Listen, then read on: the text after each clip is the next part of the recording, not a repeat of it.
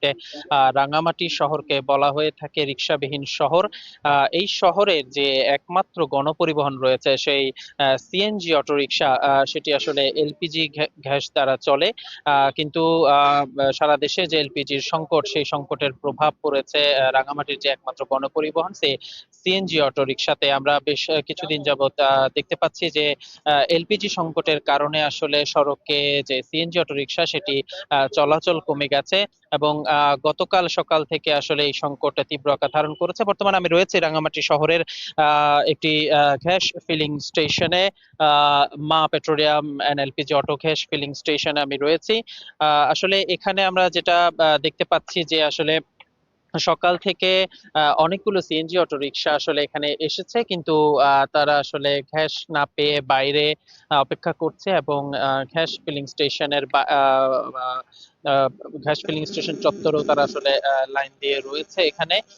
তারা অপেক্ষা করছে গ্যাসের জন্য, কিন্তু আসলে গ্যাস না থাকার কারণে তারা গাড়িও চালাতে পারছে না। আমরা কর্তৃপক্ষের সাথে কথা বলেছিলাম, আসলে তারা বলছেন যে গতকাল বিকেলে তাদের কাছে আসলে একটি 11,000 লিটারের একটি গাড়ি তাদের কাছে এসেছে এবং তারা রেশনিং পদ্ধতিতে সিএনজি, রাঙামাটির যে সকল সিএনজি রয়েছে প্রায় 3,000-এরও অধিক সিএনজিতে তারা 400 টাকা করে গ্যাস সরবরাহ করেছে গতকাল বিকেলে। শুধু রাঙামাটির সিএনজি অটোরিকশা গুলোই নয়, পার্শ্ববর্তী যে সকল খাগড়াছড়ি রয়েছে এবং নানিয়ারচর উপজেলা, রাউজান, রানীরহাট সহ আরো অনেক জায়গা থেকে আসলে সিএনজি এসেছে। যেহেতু আসলে সে সকল এলাকাগুলোতেও যে সকল গ্যাস ফিলিং স্টেশন রয়েছে সেখানে আসলে গ্যাস না থাকার কারণে তারা রাঙামাটিতে আসতে বাধ্য হয়েছেন এবং রাঙামাটিতে এসে তারা এখান থেকে গ্যাস নিয়ে যাচ্ছেন।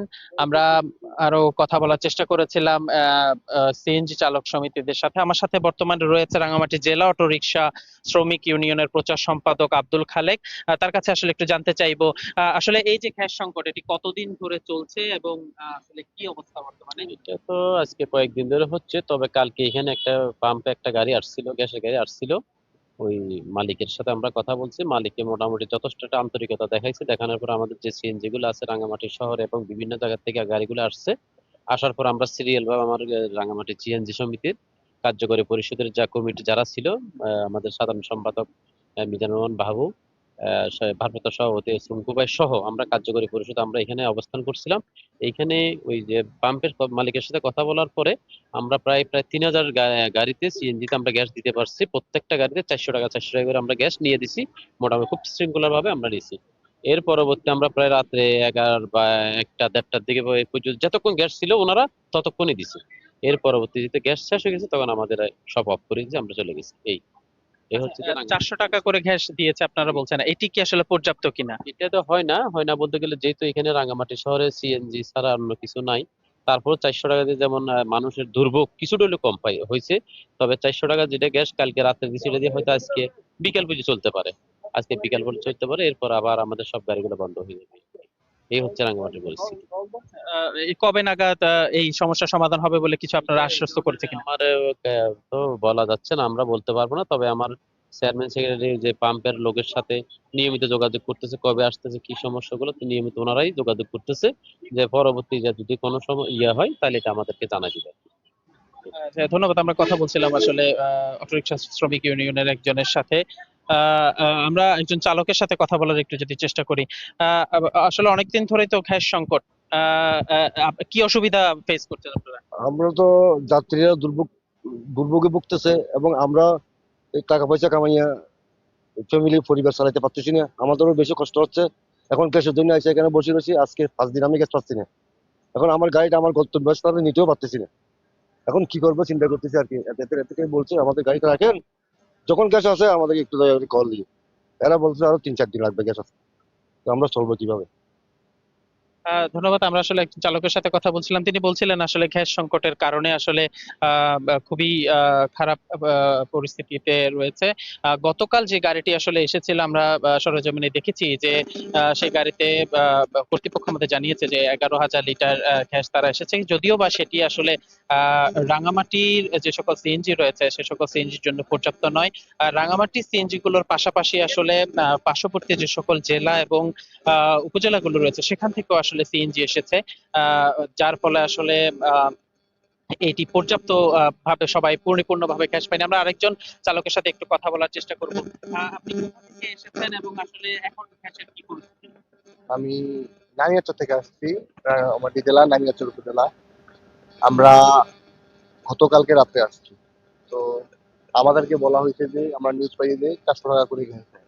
তো আমরা আসার পরে রাত্রে সিরিয়াল দিতে রাত্রে পাই নাই, বলছে যে সকালে দিবে। তো সকালে আইসার সিরিয়াল যখন আপনার মুখোমুখি আসছে তখন বলছে যে গ্যাস শেষ হয়ে গেছে। তো আমরা রাত্রে আইসা এই যে একটা ভোগান্তি দেখতেছি, এবং 400 টাকা যদি গ্যাস দেয় তাহলে তো আমাদের হবে না। আমরা নানিয়ারচর থেকে আপ ডাউন করি, আপনার 300 টাকার মতো গ্যাস চলে যায়।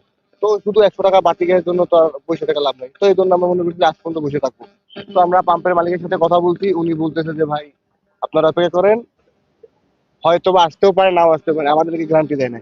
আমাদের ভাই কিস্তির গাড়ি, আমরা এই মুহূর্তে এমন একটা পরিস্থিতিতে আছি, যদি আমরা গাড়িটা তেলের সিস্টেম করতে যাই সেক্ষেত্রে 4-5 হাজার টাকা খরচ হবে। তাও তেলটা করলে আপনার মিনিমাম 10-15 দিন সময় লাগবে অ্যাকুরেট হতে। কারণ আমরা যদি এখন গাড়িটা গ্যাস থেকে তেলে করি তাহলে কার্বোরেটর চেঞ্জ করতে হবে, তারপরে ইঞ্জিন নতুন করে কাজ করতে হবে, বিভিন্ন সমস্যা হবে। একইভাবে তেলটা খাবে না, তেল বেশি খাবে। এগুলো আমরা তো এখন ভাই ধরা ধরা বান্ধা হয়ে গেছে, আমরা এখন জিম্মি হয়ে গেছি। এজন্য আমরা এখানে বসে আছি পাম্পে, কখন আসে কোনো গ্যারান্টি নাই।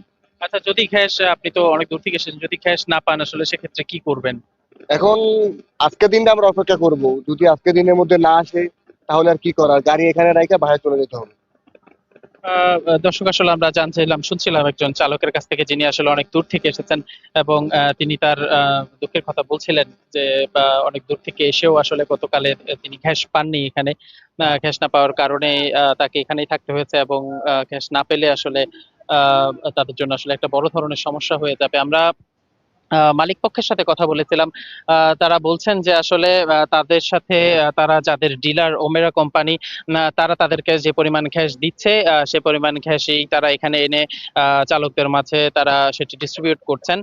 তবে রাঙামাটিতে এই ফিলিং স্টেশন ছাড়াও আরো 3টি গ্যাস ফিলিং স্টেশন রয়েছে, কিন্তু সেগুলোর কোনোটিতে আসলে গ্যাস নেই। আমরা তাদের মালিক পক্ষদের সাথে কথা বলার চেষ্টা করেছিলাম, তারা বলছেন যে আসলে তাদের যে ডিলার রয়েছে ডিপো থেকে তারা আসলে গ্যাস সংগ্রহ করছেন না বা তারা পাচ্ছেন না, সে কারণে তারা গ্যাস আনতেও পারছেন না। শুধুমাত্র রাঙামাটির একটি ফিলিং স্টেশন মিসার্স মা পেট্রোলিয়াম এন্ড এলপিজি, এটি আসলে তারা ওমেরা কোম্পানির গ্যাস তারা আনছেন এবং তারা রেশনিং পদ্ধতিতে চালকদের মাঝে আসলে তারা এটি ডিস্ট্রিবিউট করছেন। তবে গতকাল যে গাড়িটি এসেছে তারা সেটি চালকদের মাঝে ডিস্ট্রিবিউট করে দিয়েছেন, কিন্তু আজ গ্যাসের কোনো গাড়ি আসবে কিনা সেটি তারা আসলে নিশ্চিতভাবে বলতে পারছেন না।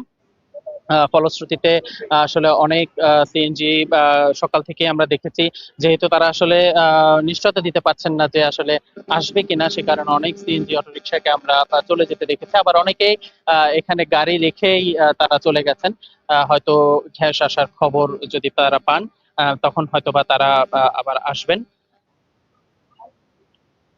বাকি যে 3টি গ্যাস ফিলিং স্টেশন রয়েছে, আসলে সে সকল তাদের সাথে তারা বলছেন যে তারা আসলে বারবার যোগাযোগ করছেন তাদের ডিলারের সাথে। সেখান থেকে যতদিন না পর্যন্ত আসলে গ্যাস তাদেরকে সরবরাহ করা হবে ততদিন পর্যন্ত তারা আসলে গ্যাস আনতে পারছেন না। তো আসলে গতকাল আমরা সকালে যেটা দেখেছি যে আহ, বেশ সড়কে গাড়ির সংখ্যা আসলে খুবই কম ছিল, ফলে ভোগান্তিতে পড়েছিল আসলে স্কুলগামী অফিসগামী সাধারণ মানুষজন। পাশাপাশি আরেকটি অভিযোগ আমরা আসলে পেয়েছি, সেটি হচ্ছে অতিরিক্ত ভাড়া আদায়ের। গ্যাস যেহেতু নেই, যে সকল সিএনজি অটোরিকশা সড়কে চলাচল করছিল তাদের মধ্যে অনেকেই অতিরিক্ত ভাড়া আদায় করছেন এমন একটি অভিযোগ যাত্রীদের কাছ থেকে আমরা পেয়েছি। তো এই ব্যাপারে আসলে আমরা কথা বলেছিলাম জেলা অটোরিকশা শ্রমিক ইউনিয়নের ভারপ্রাপ্ত সভাপতি আবুল কালামের সাথে। তিনি বলছেন যে আসলে সমিতির পক্ষ থেকে কঠোরভাবে নির্দেশনা দেওয়া হয়েছে যাতে কোনো ধরনের অতিরিক্ত ভাড়া আদায় করা না হয়। তারপরও যদি কেউ এসে নির্দেশনা অমান্য করে তাহলে তার বিরুদ্ধে সমিতির পক্ষ থেকে ব্যবস্থা নেওয়া হবে বলে তিনি আমাদেরকে আশ্বস্ত করেছেন।